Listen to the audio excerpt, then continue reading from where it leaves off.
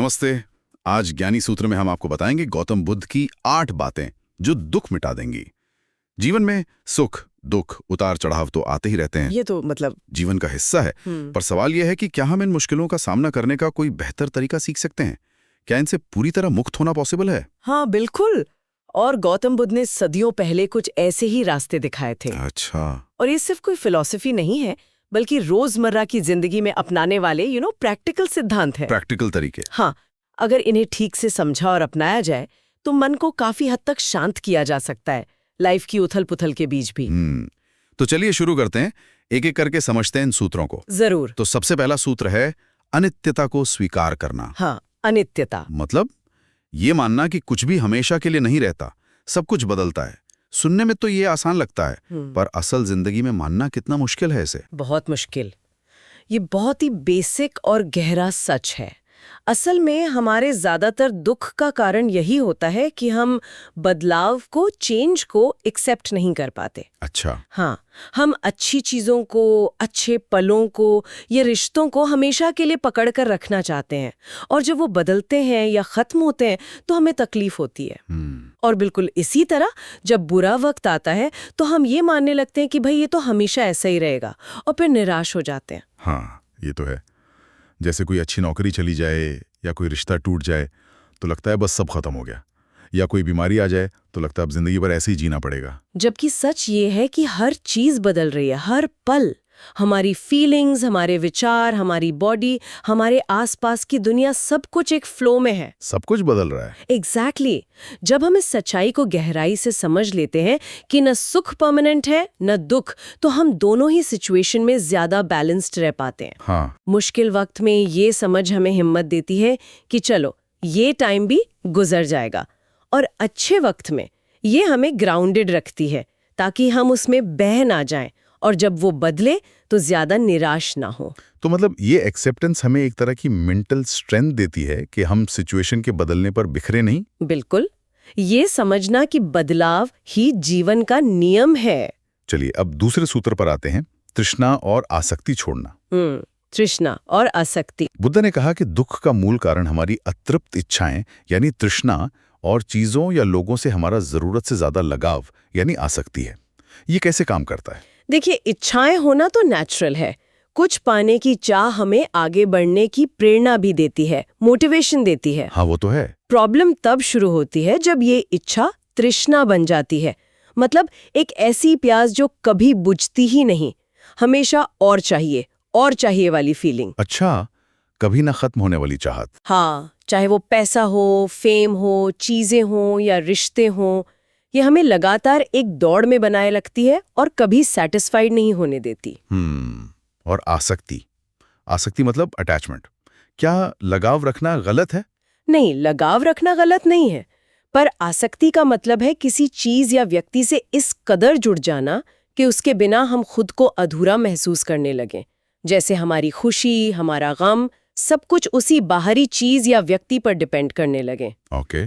तो दुख तो आएगा ही, क्योंकि जैसा हमने पहले सूत्र में समझा, सब कुछ अनित्य है, बदलने वाला है। वो चीज या व्यक्ति हमसे दूर जा सकता है, बदल सकता है। तो इसका मतलब ये हुआ कि हमें अपनी इच्छाओं को समझना है, उन्हें कंट्रोल करना है, ना कि उनके पीछे अंधे होकर भागना है। बिल्कुल। और रिश्तों या चीजों को अप्रिशिएट करना है, पर उन पर पूरी तरह डिपेंड नहीं होना। एक तरह का हेल्थी डिटैचमेंट। बिल्कुल सही कहा। अपनी इच्छाओं के मालिक बने, गुलाम नहीं। जो आपके पास है उसके लिए शुक्रगुजार हों, बजाय इसके कि जो नहीं है उसके पीछे भागते रहें। चीजों का आनंद लें, रिश्तों को निभाएं, पर अपनी खुशी का रिमोट कंट्रोल पूरी तरह उनके हाथ में न दें। ये बैलेंस ही दुख कम करता है। तीसरा सूत्र, वर्तमान में जिएं, live in the present moment. ये तो शायद सबसे ज्यादा सुनने में आता है। हाँ, बहुत कॉमन है ये। पर इसका असली मतलब क्या है और इसे करें कैसे? मन तो हमेशा या तो पास्ट में भटकता है या फ्यूचर की चिंता करता है। इसका सीधा सा मतलब है अपना पूरा ध्यान, अपनी पूरी चेतना उस पल पर लगाना जो अभी है। हमारा मन अक्सर क्या करता है, या तो गुजरे हुए कल की घटनाओं, गलतियों या अच्छी यादों में उलझा रहता है। काश ऐसा न हुआ होता, वो दिन कितने अच्छे थे। हाँ, या फिर आने वाले कल की प्लानिंग, टेंशन, उम्मीदें, पता नहीं क्या होगा अगर ऐसा हो गया तो। एग्जैक्टली। ऑफिस में काम करते हुए घर की चिंता, घर पर होते हुए ऑफिस की डेडलाइन का स्ट्रेस, मन कभी टिकता ही बिजिन चिटा। और इसी भटकाव के कारण हम उस क्षण को पूरी तरह जी नहीं पाते जो असल में हमारे पास है, ये वाला पल, द प्रेजेंट मोमेंट। बुद्ध ने सिखाया कि जीवन ना तो भूतकाल में है न भविष्य में, वो तो बस इसी वर्तमान क्षण में है। जब हम अपने काम में किसी से बात करते हुए, खाना खाते हुए या बस अपनी सांसों पर ध्यान देते हुए पूरी तरह मौजूद होते हैं, फोकस्ड होते हैं, तो मन शांत होता है और फालतू की चिंताएं कम होती हैं। लेकिन ये प्रैक्टिस कैसे करें? मन को पकड़ के रखना तो बहुत मुश्किल लगता है। ये अभ्यास से ही होता है। माइंडफुलनेस या सजगता का अभ्यास इसीलिए है। माइंडफुलनेस। हाँ, छोटे छोटे पलों से शुरुआत कर सकते हैं। जैसे जब चाय पी रहे हैं तो बस चाय के टेस्ट, उसकी गर्माहट, उसकी खुशबू पर ध्यान दें। चलते समय अपने कदमों पर, अपनी सांसों पर ध्यान दें। अच्छा। और जब मन भटके, जो कि भटकेगा ही, वो उसका नेचर है, तो बिना खुद को कोसे आराम से उसे वापस प्रेजेंट मोमेंट में ले आएं। ओके। ये एक स्किल है जिसे धीरे धीरे डेवलप करना होता है। इसका फायदा ये है कि हम लाइफ को ज्यादा गहराई से एक्सपीरियंस कर पाते हैं और अननेसेसरी स्ट्रेस से बचते हैं। चौथा सूत्र है क्रोध को त्यागें, गुस्सा छोड़ना। हाँ, क्रोध। इसके लिए वो जलते कोयले वाली मिसाल बहुत पावरफुल है कि क्रोध को पकड़े रखना ऐसा है जैसे हमने खुद जलता कोयला हाथ में पकड़ रखा हो किसी और पर फेंकने के लिए, पर जल हम खुद रहें। ये मिसाल गुस्से की डिस्ट्रक्टिव नेचर को बिल्कुल सही बताती है। गुस्सा एक ऐसी भावना है जो न सिर्फ हमारे रिश्तों में जहर घोलती है, बल्कि हमारे अपने मन और शरीर को भी नुकसान पहुंचाती है। जब हम गुस्से में होते हैं तो सोचने समझने की शक्ति कम हो जाती है ना? हम ऐसी बातें कह जाते हैं या कर जाते हैं जिनका बाद में पछतावा होता है। फिजिकली भी स्ट्रेस हार्मोन्स बढ़ते हैं, ब्लड प्रेशर पर असर पड़ता है। पर गुस्सा तो आ ही जाता है कई बार। किसी की बात बुरी लग गई, कोई नाइंसाफी हुई, तो रिएक्शन तो आता है। इसे त्यागें कैसे? देखिए, गुस्सा आना एक नेचुरल ह्यूमन इमोशन है। उसे दबाना शायद सही ना हो। बुद्ध का जोर गुस्से पर रिएक्ट करने के तरीके और उसे मन में पालकर रखने से बचने पर था। अच्छा, रिएक्शन पर कंट्रोल। हाँ, जब गुस्सा आए तो पहला स्टेप है उसे पहचानना कि हाँ, मुझे गुस्सा आ रहा है। फिर तुरंत रिएक्ट करने की बजाय एक पल रुकें, टेक अ पॉज। रुकें। हाँ, गहरी सांस लें, सोचें कि इस गुस्से का सोर्स क्या है और क्या गुस्से में प्रतिक्रिया करना ही सही रास्ता है? क्या इससे सिचुएशन बेहतर होगी? मतलब पॉज एंड रिफ्लेक्ट, रुककर सोचना। हाँ, बिल्कुल। और उससे भी ज्यादा जरूरी है क्षमा का अभ्यास करना, फॉरगिवनेस, माफी। हाँ, किसी के प्रति नाराजगी या गुस्सा मन में लंबे समय तक रखना हमारी अपनी पीस ऑफ माइंड को खराब करता है। माफ कर देना, चाहे वो दूसरा व्यक्ति माफी के लायक हो या ना हो, ये बेसिकली हमारी अपनी भलाई के लिए है। अच्छा। ये उस बोझ को उतार फेंकने जैसा जिसे हम ढो रहे थे। माफी दूसरों के लिए नहीं, अपनी आजादी के लिए है। पांचवा सूत्र है मध्यम मार्ग अपनाना, द मिडिल पाथ। इसका क्या मतलब है? क्या ये हर चीज में एवरेज रहने जैसा है? नहीं, एवरेज नहीं, बल्कि बैलेंस्ड। मध्यम मार्ग का मतलब है एक्सट्रीम से बचना, अतिवाद से बचना। एक्सट्रीम्स कैसे? जीवन में दो तरह के एक्सट्रीम्स होते हैं। एक है बहुत ज्यादा भोग विलास, सेंस प्लेजर में पूरी तरह डूब जाना। दूसरा है शरीर को बहुत ज्यादा कष्ट देना, तपस्या के नाम पर खुद को जरूरत से ज्यादा टॉर्चर करना या डिप्राइव करना। ओके। बुद्ध ने अपनी लाइफ में दोनों अनुभव किए थे, राजकुमार के तौर पर भोगविलास भी और तपस्वी के रूप में कठोर साधना भी। और उन्होंने पाया कि दोनों ही रास्ते मन की परमानेंट शांति नहीं देते। तो फिर रास्ता क्या है? रास्ता है बीच का, बैलेंस का। जीवन के हर पहलू में बैलेंस साधना। हर पहलू में? हाँ, चाहे वो खान पान हो, न जरूरत से ज्यादा न जरूरत से कम। काम और आराम हो, न सिर्फ काम ही काम, न सिर्फ आलस। भावनाएं हो, न बहुत ज्यादा एक्साइटमेंट में बह जाना, न निराशा में डूब जाना। विचार हो, न कट्टरता, न कोई दिशा ही न होना। हर चीज में एक समझदारी भरा संतुलन खोजना ही मध्यम मार्ग है। यानी लाइफ में बैलेंस बनाना। ये तो बहुत प्रैक्टिकल सलाह लगती है आज की भागदौड़ भरी जिंदगी के लिए। बिल्कुल, जहां अक्सर हम किसी न किसी एक्सट्रीम पर चले जाते हैं। छठा सूत्र है करुणा और मैत्री भाव रखना, कंपैशन एंड लविंग काइंडनेस। सभी प्राणियों के प्रति दया, प्रेम और सहानुभूति का भाव। ये सूत्र हमारी कनेक्शन की भावना को जगाता है। करुणा का मतलब है दूसरों के दुख को महसूस करना और उसे दूर करने की इच्छा रखना। और मैत्री यानी लविंग काइंडनेस का मतलब है सभी के भले और सुख की कामना करना, बिना किसी भेदभाव के। जब हम अपने मैं और मेरे के छोटे से दायरे से बाहर निकलकर दूसरों के दर्द को समझते हैं और उनके सुख की कामना करते हैं, तो हमारे अंदर जलन, गुस्सा, अकेलापन जैसी नेगेटिव भावनाएं कम होती हैं। और शायद इससे हमें भी अच्छा महसूस होता है।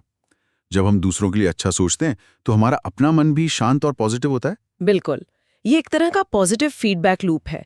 दूसरों के प्रति दया दिखाने से हमारे अपने मन में खुशी और शांति बढ़ती है। अच्छा। और यहाँ ये समझना भी जरूरी है कि ये करुणा और मैत्री का भाव सिर्फ दूसरों के लिए नहीं, बल्कि खुद के प्रति भी रखना उतना ही महत्वपूर्ण है। इसे सेल्फ कंपैशन कहते हैं। सेल्फ कंपैशन मतलब खुद पर दया करना, ये कैसे? हाँ, एक तरह से अपनी गलतियों, अपनी कमियों, अपनी असफलताओं के लिए खुद को लगातार कोसने की बजाय खुद के प्रति समझ और नरमी बरतना। ओके।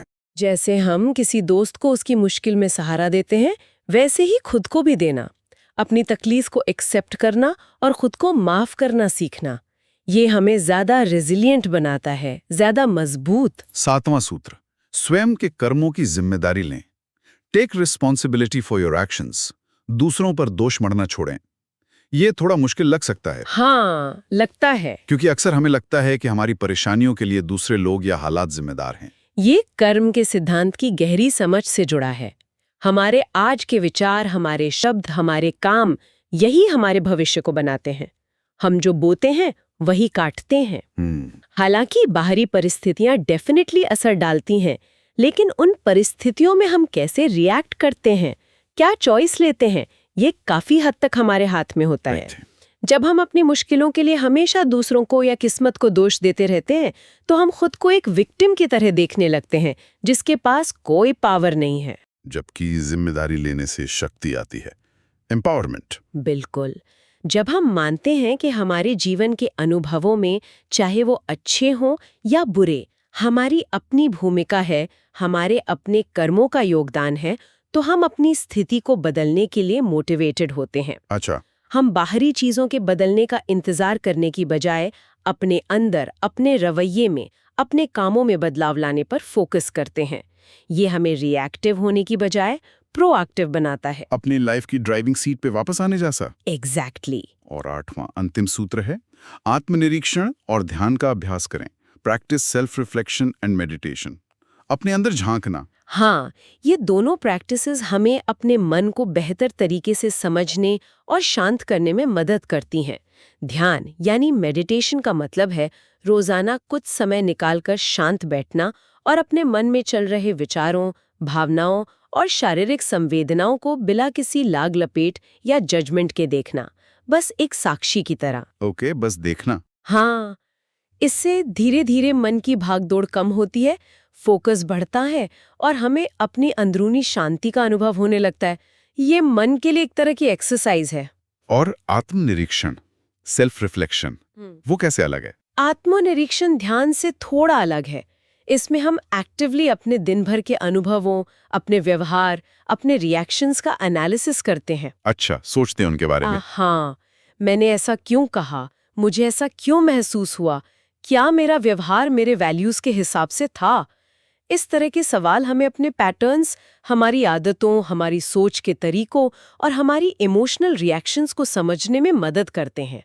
हमारे पैटर्न्स को समझना। हाँ, और जब हम अपने पैटर्न्स को समझ जाते हैं, तभी तो हम उनमें सोच समझकर बदलाव ला सकते हैं। तो ध्यान मन को शांत करता है और आत्मनिरीक्षण हमें खुद को बेहतर जानने में मदद करता है। बिल्कुल। दोनों मिलकर हमें ज्यादा अवेयर, ज्यादा बैलेंस्ड और अपनी लाइफ के प्रति ज्यादा जिम्मेदार बनाते हैं। ये हमें अपने अंदरूनी जगत से जोड़ते हैं ताकि बाहरी दुनिया की उथल-पुथल हमें आसानी से हिला ना सके। तो ये थे गौतम बुद्ध के बताए वो 8 सूत्र। अनित्यता को स्वीकारना, तृष्णा और आसक्ति छोड़ना, वर्तमान में जीना, क्रोध त्यागना, मध्यम मार्ग अपनाना, कर्मा और मैत्री रखना, कर्मों की जिम्मेदारी लेना और आत्मनिरीक्षण व ध्यान करना। ये सुनने में जितने सरल लगते हैं, जीवन में उतारना शायद उतना ही चैलेंजिंग हो। बिल्कुल, ये कोई जादू की छड़ी नहीं है कि आज सुना और कल दुख गायब। ये एक लगातार चलने वाली यात्रा है, एक प्रैक्टिस है। हाँ, एक प्रोसेस है। हाँ, एक प्रोसेस। जरूरी ये है कि हम छोटे छोटे कदम उठाएं, पेशेंस रखें और इस प्रोसेस में खुद के प्रति कठोर होने की बजाय काइंड रहें, दयालु रहें।